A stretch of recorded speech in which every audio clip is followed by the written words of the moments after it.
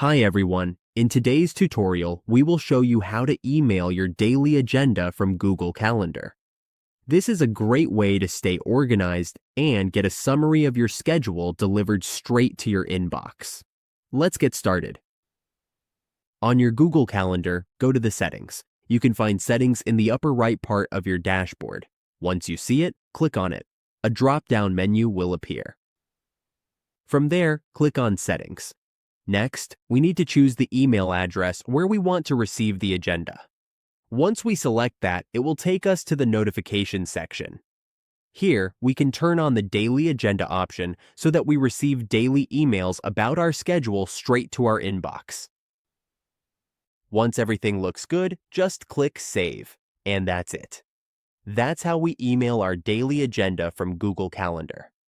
With this simple setup, we can keep track of our day and stay on top of our tasks with ease.